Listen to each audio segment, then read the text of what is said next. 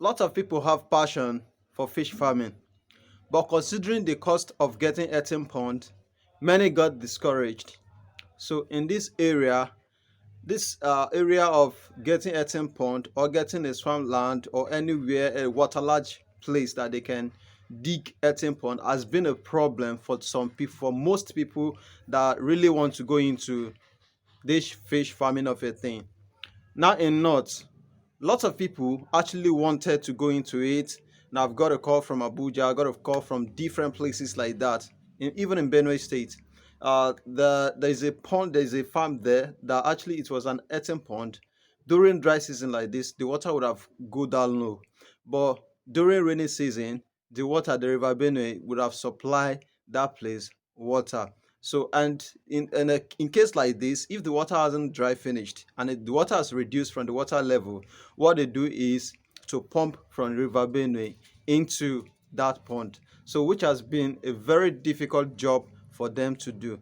So, because of this, there is an advancement in this fish farming of things. So, many people reason and they find solution. They look for ways how they can find solution to how people can easily rear fish, even if it is not in a large amount. So they find a very, very sensible way to rear fish. And I'm very sure you are really, really going to watch the video to the end because it's going to be interesting. But firstly, kindly subscribe to our YouTube channel and hit the notification bell to get notified when next we drop a new content for you. So let's quickly dive into how many ways we can rear fish easily at our backyard or in our compound or anywhere that there is no water lodge rather area. So how many ways can we do that? We can do this for something like 4 ways. Yes, the first one is that of earthen pond, which has become a problem to so many people. So and because they couldn't afford land, waterlodge land area, so or because they don't have the waterlodge area in their place, or probably because the cost is too highly for them to rent or any other things like that. So the solution to this, if you want to go into this fish farming, because I've had some called me, I really want to go into this fish farming of a thing, but I don't have a pond, I don't have waterlodge area that I can do this. So and I wish I keep my fish in this small rubber. But I do tell many people, even if the fish survive, they won't grow because the space is very small for them and the water won't actually be good for their health. So it won't promote their growth as well. So this is some weights you can just take to rear fish.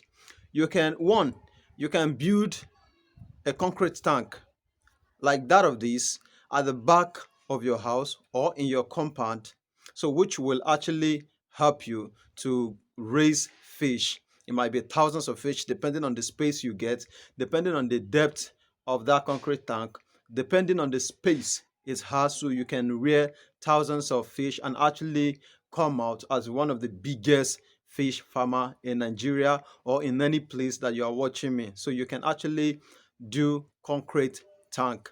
So they will do it with a kind of bricks, and they will do the floor so that the water won't leak. So they will do different kind of things just to make the concrete tank standard. So once that is done, it will be easy for you to raise your fish. So conveniently, will you do that at the back of your house? So that is number one. So you do concrete tank. The number two part of it is that you do a tapoli, like a wooden tapoli, or you did one of iron. So usually this is a bit costly because of the high cost of tarpaulin, because they use high quality one. If they don't use quality tarpaulin, then your water will be leaking at any time.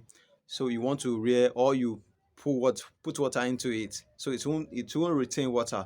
So because of that, people choose to get a quality tarpaulin that will hold water. So you can do the one of wooden one or you do the one of this iron. So it's actually a very, very good ways to go about this. So it's one of the best way to rear fish conveniently at the back of your house or in your compound or any place you think you have a space. So it is very convenient to do this too. So the number three part of it is you can do it in a very big basin like this. It might be a basin, it might be a storex, it might be anything that is very, very big that will actually give your fish space. And whenever you want to stock, please don't overstock so that it won't affect your fish as well. So you can use this way as well to keep your fish. So the basin, there's a way they do it. You can fix the pipe, outlet and inlet pipe. So in all these things, you are going to need water, running water. It might not be every day, but at least you reduce the water to half. Then you pour new water, to refresh the water. So fish don't usually they don't like thick, um, thick water. So I'm coming up with a kind of a online course. So it will be out very soon. So you can actually get that to know how to successfully yes do this fish farming of 18 and make a huge lot of profit from it. But very soon that will be out. In as much as that book is that online course rather is out, I will let you all know. So that is another way you can use a basin. So after apart from these four things, so I don't think there is still any other thing you can use. If there is at all, if I still get at all any information about it, I will let you know. But if you can't, firstly, if you can't afford the one of earthen pond, you go for the one of concrete tank. If you can't afford the one of concrete tank, then you go for the one of tapoli. If the one of tapoli is not in your reach, it's not within your reach, so you can go with the one of rubber, a big rubber.